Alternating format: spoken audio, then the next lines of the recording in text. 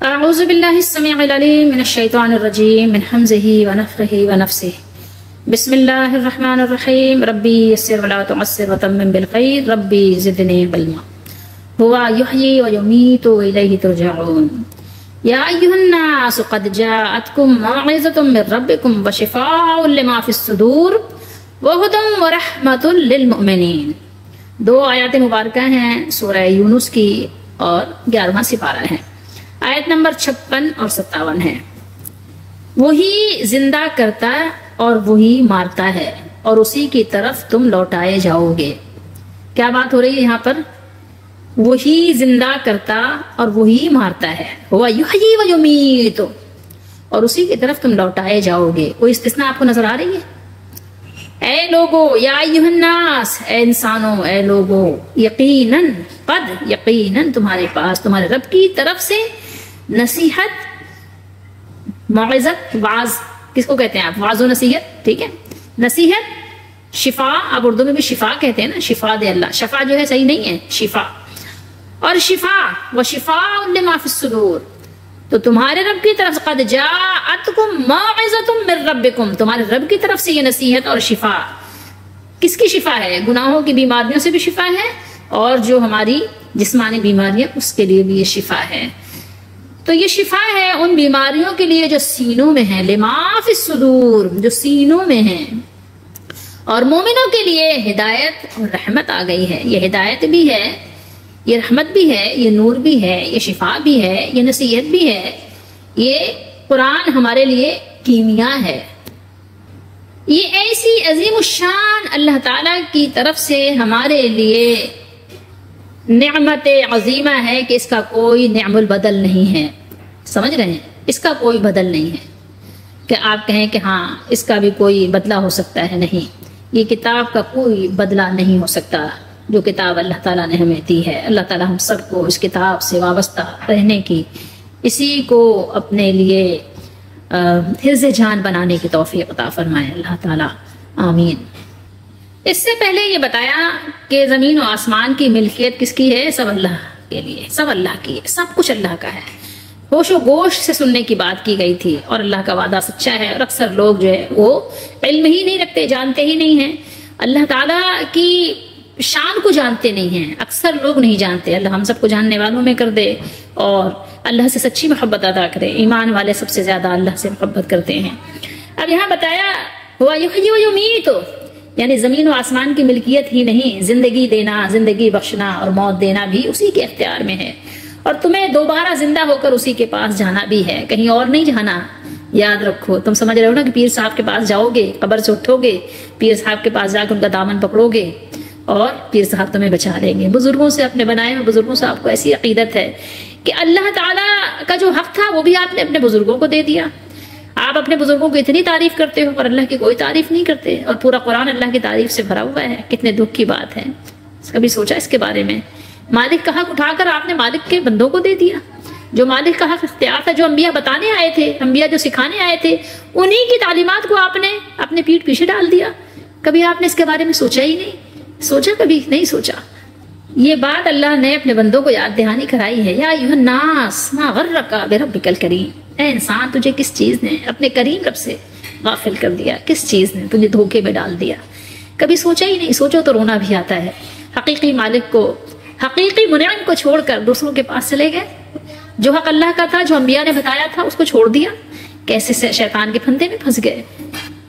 غور کریں تو اندازہ ہوتا ہے کہ اوپر جو آیات ہم نے تلاوت کی تھی تو وہاں اللہ تعالیٰ نے کیا بتایا تھا، اور پورے قرآن میں کیا کچھ اللہ نے بیان کیا۔ اپنا حق ہی تو اللہ نے بیان کیا، انبیاء کے طریقے پہ چلنے کا اللہ نے حکم دیا۔ ان آیات میں آسمان اور زمین کے درمیان ہر چیز پر اللہ تعالیٰ کی ملکیت تامہ اور وعدہ الہی، جو اللہ تعالیٰ کا وعدہ ہے، برحق ہونے، زندگی اور موت اس کے اختیار میں، آپ سمجھ رہے ہیں نا، اس کے اختیار میں اور اس کی بارگاہ میں سب کی حاضری کا بیان ہے۔ جس سے مقصد آپ کو کیا ہے؟ جو پچھلی باتیں ہیں نا، گزشتہ باتوں ہی کی تائید ہے، اور پھر وضاحت بھی ہے، توضیح بھی ہے کہ جو ذات اتنے اختیارات کی مالک ہے، اس کی گرفت سے بچ کر کوئی کہاں جا سکتا ہے، اور اس نے حساب کتاب کے لیے جو ایک دن مقرر کیا ہوا ہے اسے کون ٹال سکتا ہے؟ یقیناً اللہ کا وعدہ سچا ہے، وہ ایک دن ضرور آئے گا، اور ہر نیک و بد کو اس کے عملوں کے مطابق کیا ہوگا؟ جزا و سزا دی جائے گی۔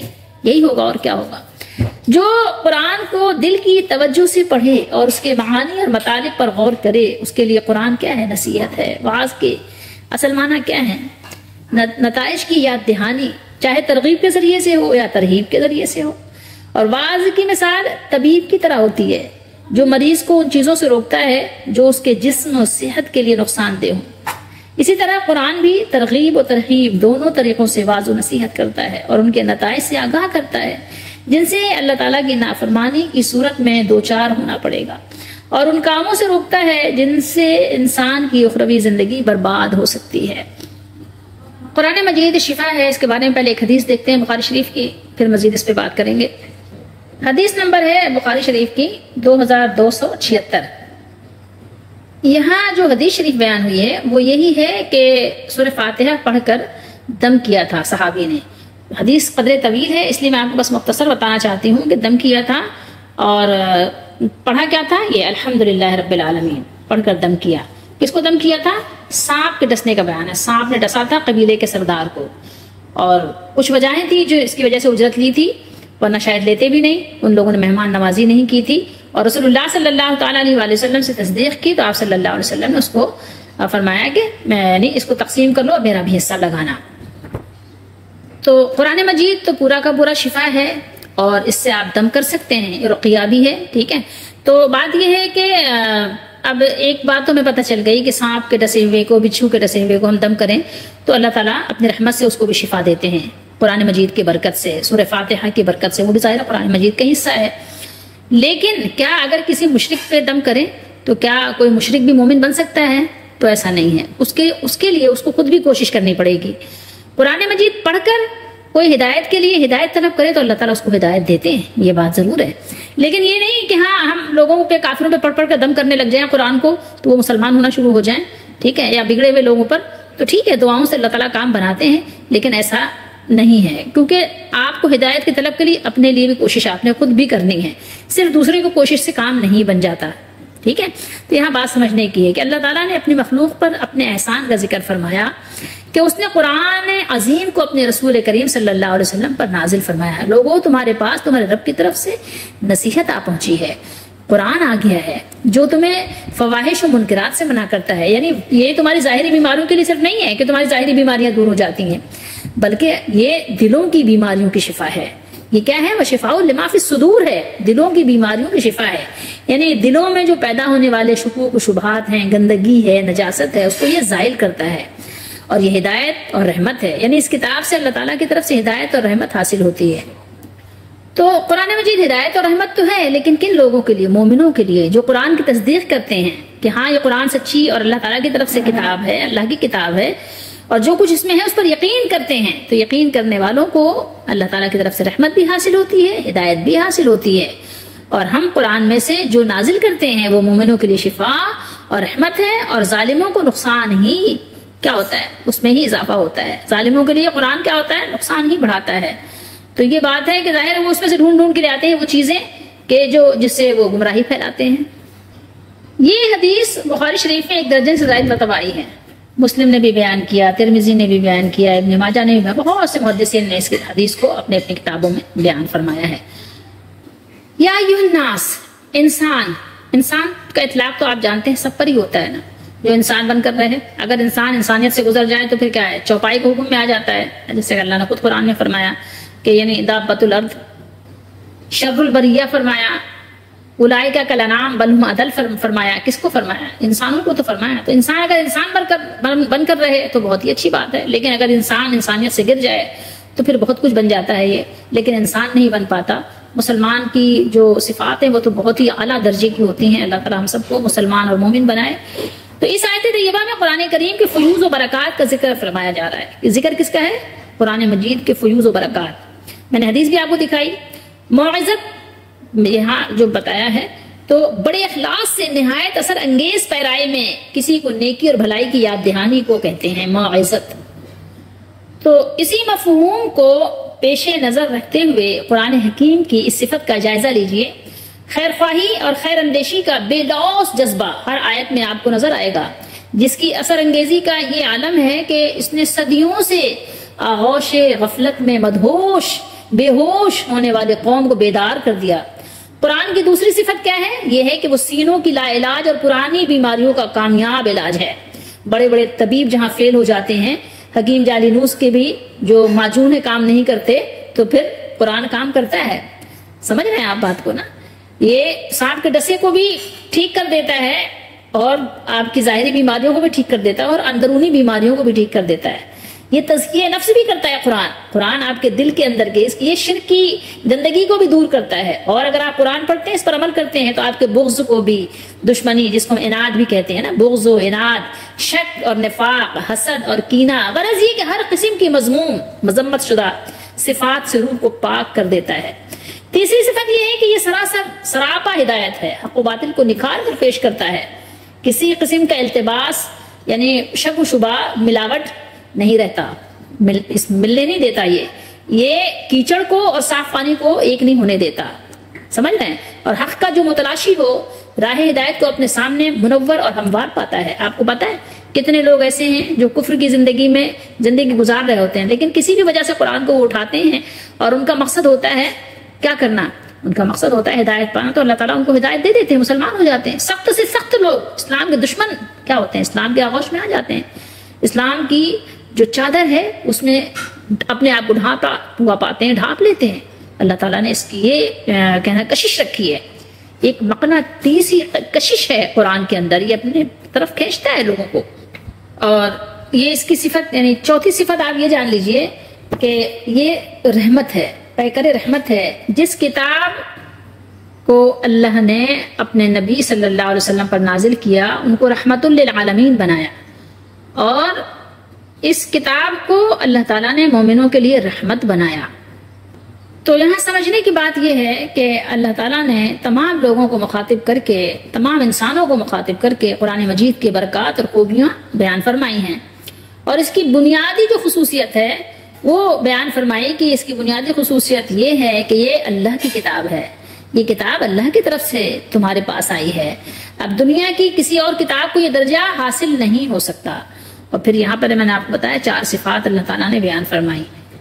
اچھا، ایک چیز اور بھی ذہن میں رکھیے کہ یہ کتاب شفا ہے۔ اب آپ کبھی ایسا بھی ہو کسی مریض کو، کسی پیشنٹ کو آپ نے یہ سورہ فاتحہ پڑھ کر دم کی، یا قرآن مجید کی کوئی دوسری سورہ مبارکہ کو پڑھ کر آپ نے دم کیا اور اس میں شفا نہیں ملی، تو آپ نے سمجھا کہ شاید بتانے والے نے غلط بتایا، یا نعوذ باللہ آپ شک کرنے لگ گئے۔ تو شک نہیں کرنا ہے، بلکہ بات یہ ہے کہ ہو سکتا ہے کہ اب آپ کی زندگی کے دن پورے ہو چکے ہوں، یا آپ کے لیے آزمائش لکھی گئی ہو، لیکن پھر بھی اگر آپ پڑھیں گے تو کسی نہ کسی انداز سے آپ کو فائدہ ضرور پہنچے گا۔ بیماری میں کمی آ جائے گی، تکلیف میں کمی آ جائے گی، دل میں سکون ملے گا، دوا میں اللہ تعالیٰ شفا ڈال دیں گے۔ لیکن اگر زندگی پوری ہو گئی ہے تو پھر ظاہر ہے کہ پھر آپ کے لیے یہ بات نہیں ہے کہ آپ یقین کر لیں کہ نہیں اب اچھا ہی ہو جانا ہے، اب ٹھیک ہی ہو جانا ہے، اور یہ بھی نہیں ہے کہ صرف سورہ فاتحہ پڑھ کر آپ نے بس کر دینا ہے اور آپ نے علاج نہیں کرنا ہے۔ جو علاج معالجہ آپ کو بتایا گیا ہے وہ کریں، اور یہ سورہ فاتحہ ہے، قرآن ہے، آپ پڑھ کر دم کریں تو اللہ تعالیٰ اس کی برکت سے آپ کی دواؤں میں شفا ڈال دیں گے، آپ کی بیماریوں کو، تکلیفوں کو راحت سے بدل دیں گے، تکلیف میں کمی ہو جائے گی۔ تو یہ نہیں سمجھ لیجئے کہ ہاں اب لازمی ہے، کیونکہ سارے کام جو ہے وہ اللہ تعالیٰ کے حکم پر موقوف ہیں۔ ٹھیک ہے، اس بات میں تو کوئی شک نہیں کہ سورہ فاتحہ دوسری آیات پڑھ کر دم کرنے سے اللہ تعالیٰ چاہے تو شفا ہے، ورنہ شفا نہیں ہوتی، یہ بھی یاد رہے۔ ٹھیک ہے، تو سب کچھ اللہ کی چاہت پر موقوف ہے۔ کبھی انسان کی زندگی پوری ہو جاتی ہے، کبھی کچھ اور معاملہ ہوتا ہے۔ اور یہ بھی یاد رکھیے کہ صرف مسلمانوں کو ہی نہیں بلکہ کافروں پر اگر آپ دم کریں تو انہیں بھی شفا ہوتی ہے، وہ بھی بیمار ہیں، اگر مریض ہیں، کسی مسلمان کے پاس آئے، انہوں نے دم کر دیا تو ان کو بھی شفا ہوتی ہے۔ ٹھیک ہے، مگر ان آیات کا یہ مطلب نہیں کہ ان سے مراد روحانی بیماریاں، کفر و شرک، نفاق اور جو حسد ہے، بغض وغیرہ ہیں۔ تو اللہ تعالیٰ نے فرمایا کیا ہے، یہ صرف مومنوں کے لیے، وَنُنَزِّلُ مِنَ الْقُرْآنِ مَا هُوَ شِفَاءٌ وَرَحْمَةٌ لِّلْمُؤْمِنِينَ وَلَا يَزِيدُ الظَّالِمِينَ إِلَّا خَسَارًا، سورہ بنی اسرائیل میں۔ اور ہم قرآن میں سے تھوڑا تھوڑا نازل کرتے ہیں جو ایمان والوں کے لیے سراسر شفا اور رحمت ہے، اور ظالموں کو خسارے کے سوا کسی چیز میں زیادہ نہیں کرتا۔ اور فرمایا رہے وہ لوگ کہ جن کے دلوں میں بیماری ہے تو اس صورت نے ان کو ان کی گندگی کے ساتھ اور گندگی میں زیادہ کر دیا، اور وہ اس حال میں مرے کہ وہ کافر تھے۔ سورہ توبہ میں آیت نمبر 125 میں ہم پڑھ چکے ہیں۔ اور فرمایا کہہ دیجئے یہ قرآن ان لوگوں کے لیے جو ایمان لائے ہدایت اور شفا ہے، اور وہ لوگ جو ایمان نہیں لاتے ان کے کانوں میں بوجھ ہے، اور یہ ان کے حق میں اندھا ہونے کا باعث ہے۔ حامیم سجدہ آیت نمبر 44 پر دیکھیے گا. یعنی کفار کو اس سے سینے کی بیماریوں سے شفا نہیں ہوتی. سمجھ رہے ہیں بات کو. اور اس کی صفت بتایا نا، ہدن بھی ہے، نرمی اور مہربانی کے ساتھ راستہ بتانا. چوتھی صفت اس کی آپ نے دیکھا کہ رحمت ہے نا، اس کی رحمتن. ہدن اور رحمتن دونوں میں کیا ہے؟ ہدن میں 2 زبر ہے نا، تنوین ہے، اور رحمتن میں بھی تنوین ہے. تو یہاں پر مبالغے کے لیے مصدر کے لفظ کے ساتھ آئی ہیں. مراد ان سے اس میں فاعل کا مفہوم ہے. جیسے کہتے ہیں زید عدل، زید انصاف ہے. مراد یہ ہے کہ وہ اتنا عادل ہے کہ گویا سراسر عدل ہے. کہا جاتا ہے کہ فلاں شخص تو سراپے حسن ہے، مراد بہت حسن والا ہوتا ہے، بہت زیادہ حسین ہے. یعنی یہ کتاب اس قدر نصیحت، شفا، ہدایت اور رحمت والی ہے، گویا یہ اہل ایمان کے لیے سراسر نصیحت، شفا، ہدایت اور رحمت ہے. اب اس آیت مبارکہ سے ایک سبق ذرا دیکھیے، نکالیے. سبق کیا ہے؟ ہوا یحیی و یمیت و الیہ ترجعون. وہی زندہ کرتا ہے اور وہی مارتا ہے اور اسی کی طرف تم لوٹائے جاؤ گے. اس میں ذرا ایک سبق دیکھیں کہ یہاں پر خاصیت کیا ہے، خصوصیت کیا ہے، کہ یہ خاصیت صرف اللہ کی ہے کہ اللہ ہی حیات اور ممات اسی کے قبضے میں ہیں. اللہ ہی عطا فرماتے ہیں. حیات بھی، زندگی بھی وہی دیتے ہیں اور موت بھی وہی دیتے ہیں، اور جانا بھی اللہ ہی کی طرف ہے. اب اگر آپ انبیاء علیہ السلام کے معجزات ذکر کریں کہ انبیاء نے عیسیٰ علیہ السلام نے مردوں کو زندہ کیا، تو یہ عیسیٰ علیہ السلام نے جو زندہ کیا وہ بھی اللہ نے زندہ کیا. سمجھ رہے ہیں بات؟ کیوں اللہ نے معجزہ دیا؟ اللہ نے ان کو یہ اس وقت یہ تصرف دیا کہ اس وقت آپ یہ کر کے اپنے قوم کو دکھائیں کہ آپ اللہ کے سچے نبی ہیں، کہ جو آپ اللہ تعالیٰ سے کہتے ہیں وہ کام اس وقت آپ لوگوں کو کر کے دکھاتے ہیں. یہ نبوت کی صداقت کی دلیل ہے کہ آپ اللہ کے سچے نبی ہیں. تو دیکھیے جو آپ نے کہا وہ آپ نے کر کے دکھایا، اور جھوٹا نبی، جھوٹا دعوے دار کبھی بھی ایسا نہیں کر سکتا، نہیں دکھا سکتا. شوبدے بازیاں اور ہے، جادوگروں کی جادوگریاں اور ہیں وہ، لیکن نبوت کی صداقت کے لیے دلیلیں اور ہیں، نشانیاں اور ہیں. تو یہ جو انبیاء علیہ السلام کے ذریعے سے معجزات ہوتے ہیں وہ بھی اللہ کے حکم سے ہوتے ہیں. جس وقت اللہ کا حکم ہوتا ہے، جس وقت اللہ تعالیٰ چاہتے ہیں اس وقت ہوتا ہے، اس کے بعد نہیں ہوتا. یہ بھی جان لیجئے، اس کے بعد نہیں ہوتا. تو یہ کسی نبی کو، کسی مردے کو زندہ کر دینا یا کسی اور چیز کو زندہ کر دینا، یہ بھی اللہ تعالیٰ ہی کا زندہ کرنا اور اللہ تعالیٰ ہی کا مارنا ہے. وہی جلاتا وہی مارتا ہے، یہ اللہ کی خاصیت ہے. اگر اللہ کے علاوہ کوئی اور بھی یہ کام کر سکتا ہے، کسی کا اگر یہ عقیدہ ہے، تو گویا تو پھر یہ اللہ تعالیٰ کی خاصیت تو نہ رہی. تو کوئی اور بھی کر سکتا ہے. چلے اللہ کی عطا سے کرتا ہے تو پھر اللہ کی عطا سے کوئی اور بھی کر سکتا ہے نا. تو پھر آپ نے، تو پھر وہ خاصیت تو آپ نے اللہ کی نہ رکھی نا. جو اللہ تعالیٰ کی خاصیت تھی، خاص اللہ کا تصرف تھا، وہ آپ نے اللہ کے بندوں کو دے دیا. تو اب آپ بتائیے کہ آپ نے بزرگوں کو اللہ تعالیٰ سے ملا دیا. تو یہاں آپ کو غور کرنے کی ضرورت ہے. جانا بھی اللہ کی طرف ہے، یعنی سارا اگلا پچھلا سارا حساب کتاب کدھر ہونا ہے؟ اللہ کی طرف ہونا ہے. قرآن حکیم میں خاص طور پر یہ اسلوب اختیار کیا گیا ہے کہ انسان کی طبیعت اور اس کی فطرت، ایک فطرت بھی ہوتی ہے نا، انسان فطرت کا میلان کیا ہے. کیونکہ آپ کو معلوم ہے نا، جس اللہ نے انسان کو پیدا کیا ہے تو اللہ تعالیٰ کو معلوم ہے کہ اس انسان کی جبلت، اس کی فطرت، اس کی طبیعت، اس کی نفسیات، ٹھیک ہے، کس نے بنائی ہے؟ اسی رب نے بنائی ہے. اور اسی رب نے اپنا کلام قرآن پیش کیا ہے. اس لیے اللہ نے قرآن کی انسان کی طبیعت اور اس کی نفسیات سے بڑی گہری مطابقت رکھی ہے. قرآن کا موضوع کیا ہے؟ ہدایت. کس کے لیے ہدایت؟ انسان کی ہدایت ہے نا. کہ اللہ تعالیٰ انسانوں سے کیا چاہتے ہیں، اللہ نے انسانوں کو کیوں پیدا کیا ہے، کون سے کام ہیں جن کے کرنے کی وجہ سے انسان اپنے مقصد حیات کو پالیں گے. قرآن سمجھنے کی آپ کو ضرورت ہے. قرآن نے آپ کو یہ سمجھایا ہے. تو یہ انسان کی فطرت میں ہے کہ قرآن پڑھ کر وہ صحیح بات کو سمجھ لیتا ہے. اور جو نہیں، یہ آپ اس سے اندازہ لگائیں نا، جو جھاڑ جھنکار ہوتے ہیں نا، خود بخود وہ دور ہو جاتے ہیں، الگ ہو جاتے ہیں، ان کی صفائی ہو جاتی ہے. آپ کی جو کھیتی کا جو غلہ ہے وہ الگ ہو جاتا ہے، اور جو جھاڑ جھنکار ہیں وہ سب الگ ہو جاتے ہیں. سمجھ رہے ہیں بات کو؟ تو یہ چیز غور کریں آپ کی ساری طاقت، ساری قوت، ساری قدرت اللہ کی ہے. انبیاء علیہ السلام کی آمد بھی یہ اللہ کا احسان ہے کہ اللہ نے انبیاء بھیجے. کتاب کا اتارنا، انبیاء کو خاص کرنا، ان کو خاص اللہ تعالیٰ نے جو عزت و وجاہت و کرامت عطا فرمائی، یہ بھی خاص اللہ کا انعام اور احسان ہے. ان چیزوں کو انسان کو سمجھنے کی ضرورت ہے، اور انسان کی فطرت میں ہے. اگر سمجھنا چاہتا ہے تو سمجھ لیتا ہے اچھی طرح. اللہ تعالیٰ اپنے قرآن کے ذریعے لوگوں کو ہدایت کی طرف بلاتے ہیں، اور قرآن کا سب سے بڑا موضوع ہی ہدایت اور اس کی طرف دعوت ہے. قرآن کا سب سے بڑا موضوع کیا ہے؟ ہدایت اور اس کی طرف دعوت ہے۔ اللہ تعالیٰ نے انسان کی طبیعت کے مطابق ترغیب اور ترغیب کا قاعدہ بنایا ہے۔ انسان کی فطرت ہے کہ وہ لالچی، واقع ہوا ہے لالچ ہے انسان کے اندر، اس کے اندر لالچ موجود ہے، تو اس لالچ کی وجہ سے وہ بڑی بڑی غلطیاں بھی کر بیٹھتا ہے۔ پھر ایک چیز اور ہے کہ انسان کی فطرت اور طبیعت میں یہ چیز بھی شامل ہے کہ جس چیز کا خوف اپنے دل میں رکھتا ہے نا، اس کی طرف توجہ بھی زیادہ رکھتا ہے، اس کو ادھر بہت زیادہ خیال رہتا ہے اور اس سے احتیاط بھی زیادہ کرتا ہے۔ انسانی فطرت میں یہ چیزیں باقاعدہ شامل ہیں۔ اللہ تعالیٰ نے یہ جو لالچ انسان کی طبیعت میں رکھا ہے اس کی اصلاح فرمائی ہے کہ تم نے کن چیزوں کو لالچ رکھنا ہے اور کن چیزوں سے لالچ نہیں رکھنا، کن لالچ سے اپنا بچاؤ کرنا ہے۔ انسان کو اللہ تعالیٰ سکھاتا اور سمجھاتا ہے۔ اللہ تعالیٰ نے مسلمانوں کو جنت الفردوس کی بہت رغبت دلائی ہے کہ اس کی طرف آؤ، اس کی طرف آؤ، اس کے لیے کام کرو، اس کے لیے کوشش کرو، وہ اللہ سے مانگو بھی، طلب بھی کرو۔ بہت سے لوگ کہتے ہیں نہیں ہمیں جنت نہیں چاہیے۔ کیوں نہیں چاہیے؟ یہ تو تمہاری فروعی باتیں ہیں، فضول باتیں ہیں۔ جنت تو لازمی چاہیے۔ اللہ کے نبی صلی اللہ علیہ وسلم نے مانگا بھی اور مانگنے کا حکم بھی دیا، تعلیمات میں سے آپ کے ہیں، باقاعدہ دعائیں سکھائی ہیں۔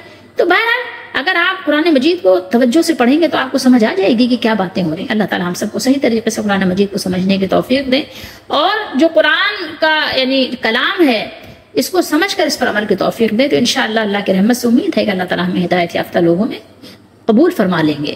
اللہ تعالیٰ ہم سب کو قرآن مجید اور قرآن مجید جن کے ذریعے سے اللہ نے نازل کیا ان کی تعلیمات پر عمل کی توفیق عطا فرمائے۔ وما توفیقی الا باللہ۔